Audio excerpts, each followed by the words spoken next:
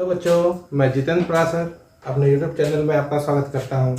आज कक्षा 9 का एक्सरसाइज 1.3 का क्वेश्चन नंबर जो है 6 करने वाले हैं। ठीक है, और पहले की तरह ठीक हम लोग पहले ही क्वेश्चन रीड करेंगे।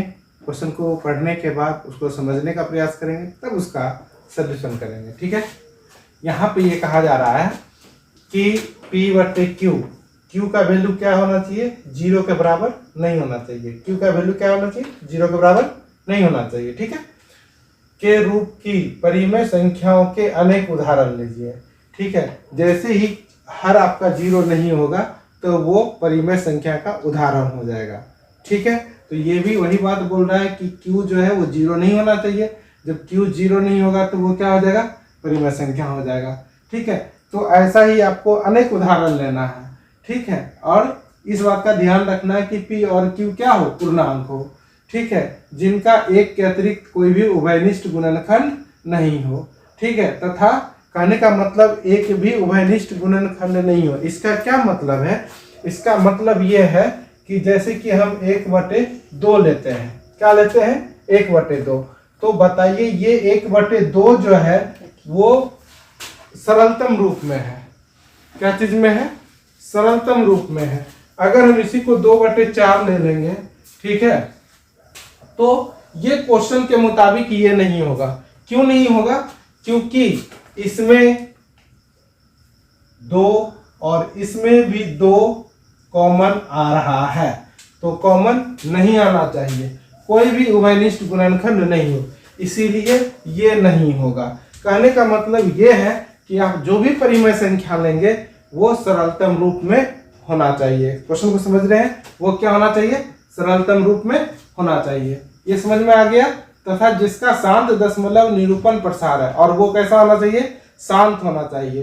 क्या आप यह अनुमान लगा सकते हैं कि Q को कौन सा गुण अवश्य संतुष्ट करना चाहिए? बिल्कुल लगा सकते हैं। चलिए सॉल्व करके देखते हैं। इसको कैसे सॉल्व करेंगे? ठीक है,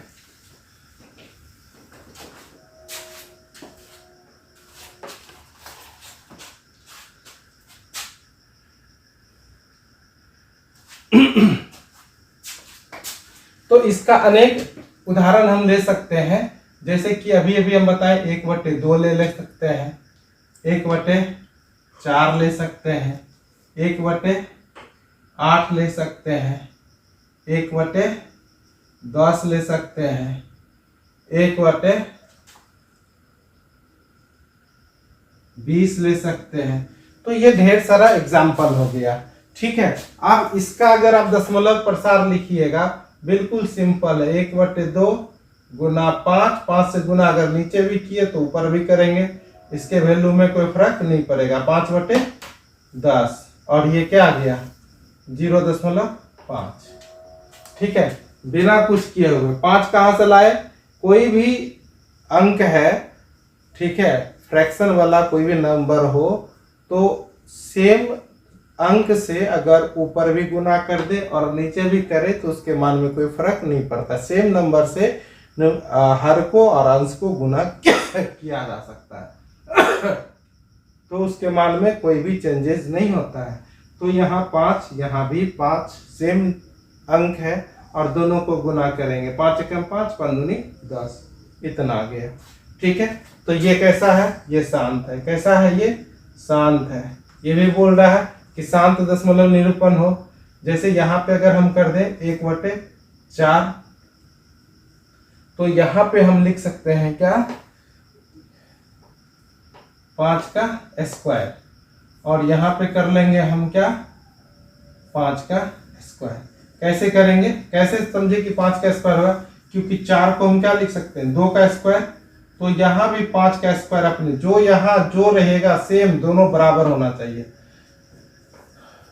25/10 का स्क्वायर मतलब 100, मतलब 0.25। ये भी क्या होगा? शांत होगा। ठीक है, उसी प्रकार से 1/8 को आप लिख सकते हैं 2 पे पावर 3। तो यहाँ 5 पे भी पावर 3, 5 पे भी पावर 3, तो हो जाएगा 125/10 3 जीरो, 0.125, ये भी शांत हो जाएगा। ठीक है, उसी प्रकार से हम यहाँ पे देख सकते हैं कि 1/10 है ही तो 1 हो जाएगा। 20 है तो हम इसको क्या लिख सकते हैं, 1, 2 का स्क्वायर और 5, है ना। तो यहाँ पे देखिए 2 का स्क्वायर है लेकिन 5 एक ही है, तो 1 5 हम अपने मन से लिखेंगे, तो 5 हमको एक के बना लिखना पड़ा, तो 5/10⁻², अर्थात कितना आ जाएगा, ये आ जाएगा हमको 0.05 आ जाएगा। ठीक है, तो अब देखिए ये सारा का सारा क्या है, शांत है। ये सारा का सारा क्या है, शांत है। ये भी क्या है, शांत है। ठीक है, ये बात आप समझिए। ठीक, ये सारा का सारा शांत हुआ और ये बिल्कुल तरीका से हम किए, जैसे बोला था अनेक उदाहरण लिए हम लिए, और भी बहुत सारे एग्जाम्पल से उदाहरण ले सकते हैं। अब बोल रहा है कि क्या आप यह अनुमान लगा सकते हैं कि Q को कौन सा गुण अवश्य संतुष्ट करेगा। बिल्कुल लगा सकते हैं।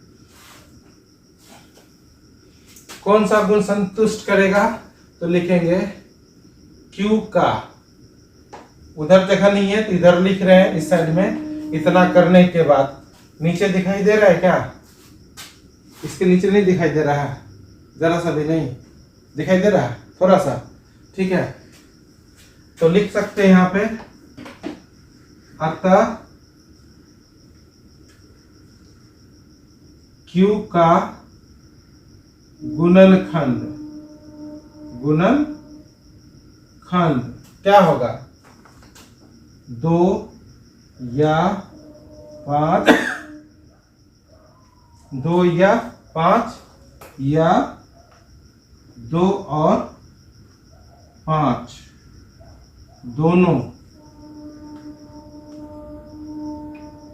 दोनों है। ठीक है, तो Q का गुणनखंड यही ना हुआ, या तो केवल 2 आ रहा है, या तो 5 आ रहा है, या 2 और 5 दोनों आ रहा है, या 2 और 5 दोनों आ रहा है। ठीक है, जैसे कि गुणनखंड हल किए तो पहला वाला में क्या आया था, सिर्फ 2 आया था, 5 तो अपने मन से लिखे।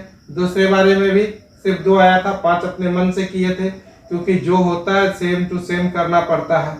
और यहाँ पे भी 2 आया था, 5 अपने मन से। और यहाँ जब करेंगे तो इसका 10 का करेंगे तो 5 गुना 2, देखिए 10 आ रहा है ना, 5 गुना 10, तो 2 और 5 दोनों आ गया 10 वाला करने पे। ठीक है, उसी प्रकार इसमें भी करेंगे तो 2 और 5 दोनों आएगा। ठीक है, तो ये हो गया आपका Q का गुण जो है, यही सेटिस्फाइड करेगा कि Q का जब गुणनखंड करेंगे तो 2 आएगा, चाहे 5 आएगा, ये 2 और 5 दोनों ही आएगा। अगर वीडियो अच्छा लगा हो तो लाइक करें, शेयर करें और कमेंट करें, साथ में सब्सक्राइब भी करें। ठीक है, थैंक यू।